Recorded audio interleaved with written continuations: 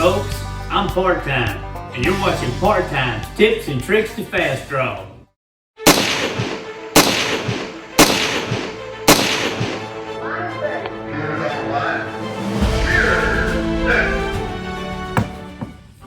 Right now we're going to show you how to tear down and look at the insides of a open top 45 long Colt single action revolver.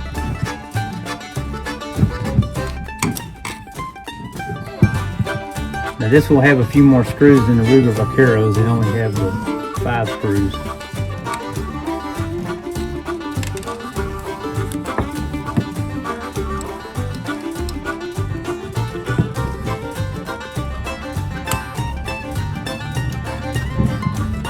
Sometimes if your gun, it's hard to get the screws broke loose on them, especially on a new one. It's because they put Loctite on the screws. You can take a hairdryer and put some heat on it, and sometimes it will loosen that Loctite up where you can get it apart.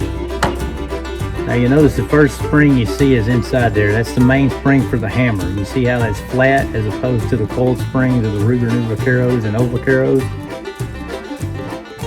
The reason Ruger went to the cold springs is because they don't fatigue the same way. This gun has a little spacer in the spring to change the tension on the spring. That way you can lighten the hammer.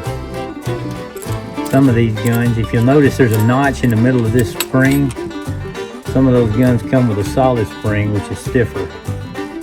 The springs with the notches are a little lighter.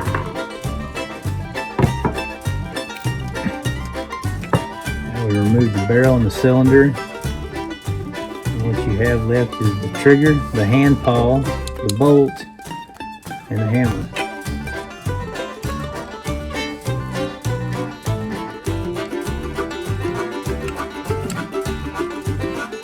Now the difference in this type of gun versus the Rugers, all the internals don't fall out when you take 1 or 2 pins out. Everything is pretty much screwed in separately.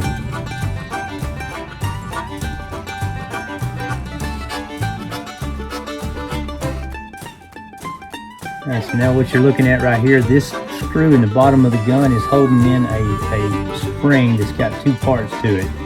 The short part of the spring pushes up on the bolt or cylinder latch, and the long part of the spring pushes against the trigger. Now this is a aftermarket spring. You see that it is a cold wire spring.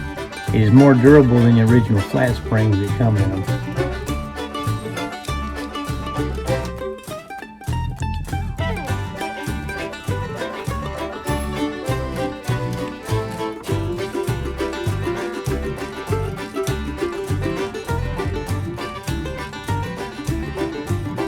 3 screws remaining. The screw we're taking loose right now holds the trigger in.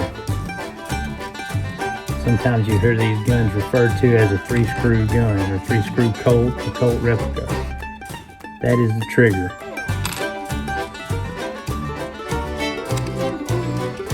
The bigger of the 3 screws holds the hammer in.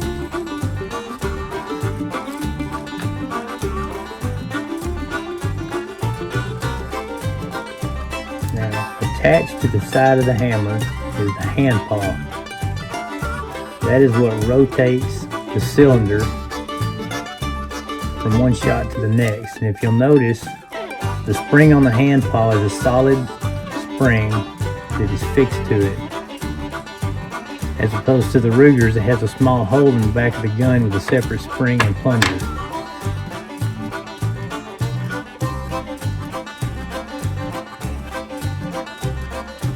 Now we're removing the last screw which holds in the bolt to the cylinder stop.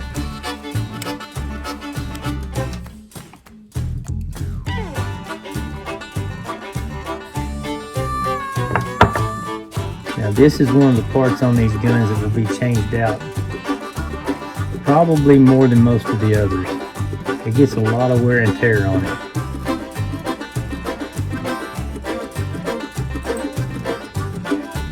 And that's what you have left. Now, the only thing left you can take off will be the load gate, but we don't need to do that.